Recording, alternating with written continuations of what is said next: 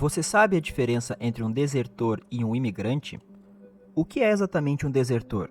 Normalmente, você checa o dicionário e descobre que essa palavra é um substantivo que significa alguém que deixa um país, um partido político, etc., especialmente para se juntar a um oposto. Pronto, definição simples, não é? Na verdade, não. Essa definição parece neutra, mas não é. O desertor de um lado é o refugiado de outro, assim como o terrorista de um lado é o combatente da resistência do outro. É uma questão de perspectiva e no que você acredita. Muitas vezes, o Ocidente gosta de expor sua ideologia em qualquer pessoa que saia do bloco oriental, como por exemplo em alguém que saiu da Alemanha Oriental para a Alemanha Ocidental, onde eles tratam como um desertor fugindo da perseguição comunista. Na realidade, a maioria das pessoas que saíram de uma Alemanha para outra eram migrantes econômicos, pessoas comuns em busca de uma vida melhor, não necessariamente pessoas buscando se juntar a qualquer oposição.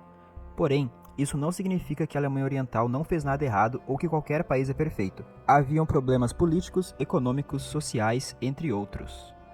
Antes do Muro de Berlim ser construído, a Alemanha Oriental viu 2,5 milhões de cidadãos emigrarem para o Ocidente entre 1949 e 1961. Isso causou sérios problemas para a Alemanha Oriental em termos de escassez de mão de obra e fuga de cérebros. A propósito, esse termo fuga de cérebros vem do inglês brain drain e significa basicamente fuga de capital humano, que consiste na imigração de indivíduos altamente qualificados que saíram de seu país de origem para outro. Continuando, as pessoas que saíram da Alemanha Oriental mais tarde saíram depois de receberem uma educação e formação de alto nível, conseguindo um diploma que podemos comparar e dizer que era o nosso diploma do ensino médio. Comparativamente, nos Estados Unidos de atualmente, a porcentagem de graduados no ensino médio gira em torno de 80%, e esse número era ainda menor na década de 80. Além disso, uma quantidade significativa desses alemães que se formaram no ensino médio continuaria na universidade. Como tudo isso era fornecido aos estudantes gratuitamente, representava um investimento significativo, do qual se espera um retorno na forma de trabalho contribuído para aquela sociedade, como acontece em praticamente todo lugar. Mas, se essa pessoa emigrar, esse investimento é perdido e outro país ficará com ele. Resumindo, fuga de cérebros e perda de mão de obra. Dessa perspectiva, não é difícil entender por que a maioria das nações geralmente dificulta a imigração, como parte das razões que levaram a Alemanha Oriental a encomendar a construção do Muro de Berlim em 1961, entre outras coisas. O colonialismo do século XIX é mais conhecido por criar as desvantagens estruturais para o sul global que eles sofrem até hoje. Eles fizeram isso organizando à força economias locais para extrair riquezas através de pilhagem pura e exploração violenta. O resultado foram regiões pobres e subdesenvolvidas, impedindo qualquer autodeterminação ou desenvolvimento econômico.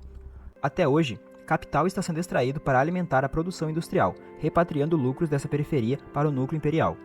Isso eventualmente evoluiu para mecanismos neocoloniais modernos. Corporações transnacionais passaram a dominar setores chaves no sul global. O FMI e o Banco Mundial, que são extensões da política externa dos Estados Unidos e dos interesses do capital, controlam o acesso a crédito essencial e reestruturação de dívidas, que drena ainda mais capital do sul global. A distorção econômica resultante prioriza a exportação de matéria-prima e impõe sistemas que bloqueiam deliberadamente o desenvolvimento autodeterminado ou a industrialização uniforme. A pobreza que isso cria impulsiona a migração, deslocando pessoas de áreas de baixa para alta renda, um padrão institucionalizado através da migração cíclica colonial, onde os trabalhadores sobrevivem através da agricultura de subsistência e depois fornecem mão de obra barata através das fronteiras de suas famílias, como foi o caso em meados da década de 1950, quando aproximadamente 50% dos homens adultos africanos em Moçambique eram empregados longe de suas casas durante parte do ano, enquanto ao mesmo tempo 2/3 dos menores sul-africanos vinham de outros países. As nações do Bloco Oriental enfrentaram desafios semelhantes, principalmente por causa de sanções econômicas ou sabotagem. Apesar disso, a vasta maioria dos países socialistas forneceu uma qualidade de vida melhor do que países em níveis semelhantes de desenvolvimento econômico. Após a Primeira Guerra Mundial, a Revolução Russa e a Guerra Civil, o Estado Soviético começou a gerenciar a migração.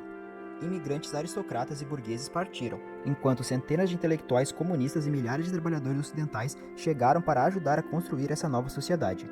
A política soviética enfatizava a solidariedade revolucionária e a segurança, mantendo a imigração aberta por motivos internacionalistas e não puramente econômicos. No início dos anos 20 e início dos anos 30, essas políticas ofereceram a muitos estrangeiros uma alternativa ao sistema capitalista em colapso. As condições econômicas enfrentadas pela classe trabalhadora americana durante a maior parte dos anos 1930 eram absolutamente abismais. Após a quebra da Bolsa de 1929, o desemprego atingiu níveis sem precedentes de pelo menos milhões de americanos estavam sem sustento, com milhões de pessoas em filas de pão para sobreviver. Por conta disso, muitos trabalhadores começaram a procurar em outro lugar oportunidades para se sustentar e sustentar suas famílias. Tantas pessoas deixaram os Estados Unidos que, pela primeira e única vez na história, houve uma migração líquida negativa, ou seja, haviam mais pessoas saindo do que entrando nos Estados Unidos. Apenas entre janeiro e agosto de 1931, a Agência Comercial da União Soviética recebeu mais de 100 mil pedidos de imigração de americanos, que representavam uma ampla seção da expertise técnica americana. Isso prova de quão popular o socialismo era nesta época na América.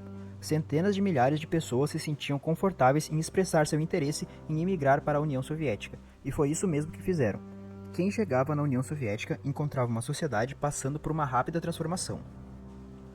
Voltando à Alemanha Oriental, eles construíram o Muro de Berlim como uma resposta defensiva ao que é caracterizado como guerra econômica sustentada do Ocidente, espionagem e provocação militar. A Alemanha Oriental foi criada em outubro de 1949 como uma resposta direta à introdução surpresa pelo Ocidente de uma moeda separada e a criação da República Federal, que era a Alemanha Ocidental, em setembro. A República Federal da Alemanha iniciou um embargo de exportação de aço em 1950, seguido por uma proibição completa do comércio intra-alemão em 1951, incluindo carvão, do qual a Alemanha Oriental era fortemente dependente, em uma tentativa de prejudicar o seu desenvolvimento econômico. Apesar de tudo isso, a Alemanha Oriental construiu uma sociedade exemplar. Para começar, ela realizou um processo de desnazificação, diferente do Ocidente, onde muitos simplesmente trocaram sua suástica por uma águia e continuaram a ocupar cargos no governo. A Alemanha Oriental também mudou o processo de aprendizagem e os currículos para superar a desigualdade na educação, bem como os conflitos de classe, gênero e também conflitos urbanos rurais. Foi criado um sistema escolar totalmente abrangente com um currículo nacional que aboliu o antigo sistema de colégio que favorecia as elites.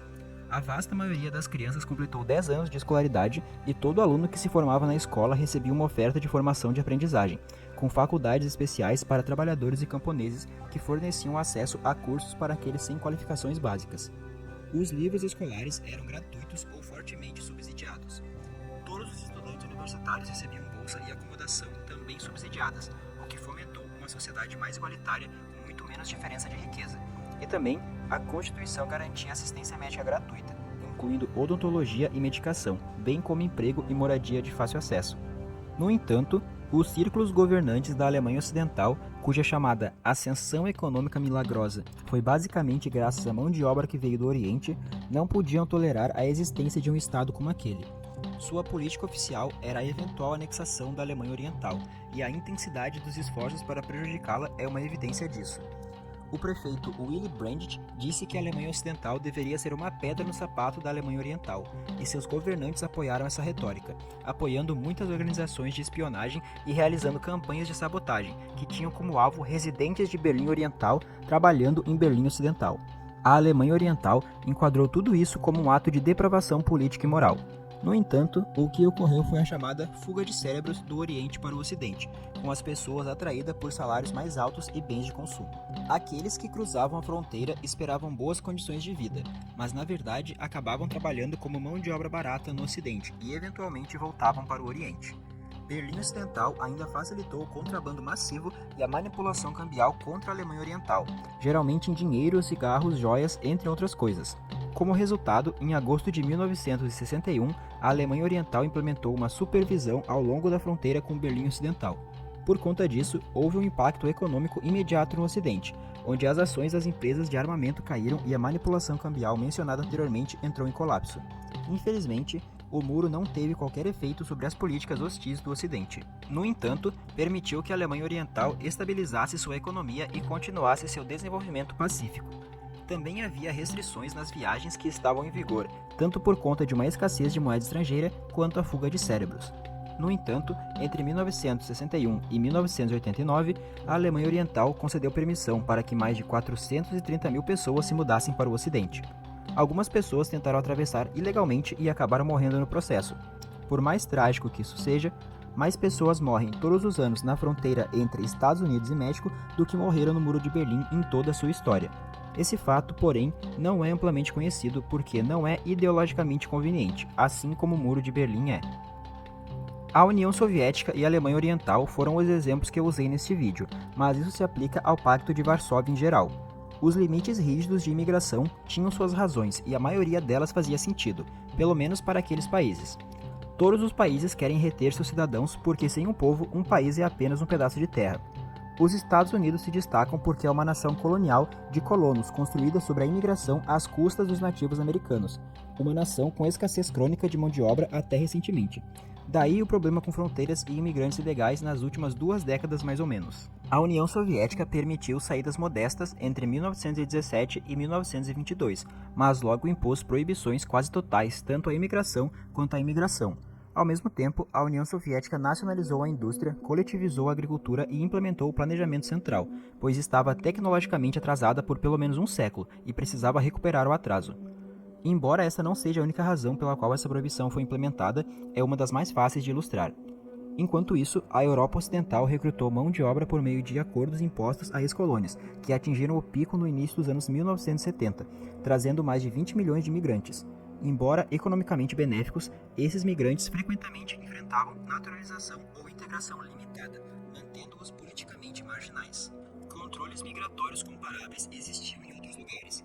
Já no século XVII, a Grã-Bretanha exigia licenças de saída, uma espécie de passaporte para viajantes politicamente leais ou financeiramente seguros. A proibição de emigração da China até 1894 foi enfraquecida por um dos muitos tratados desiguais, enquanto as restrições pós-revolução visaram proteger os cidadãos a conservar a mão de obra, ao longo da mesma linha de pensamento da Alemanha Oriental e da União Soviética.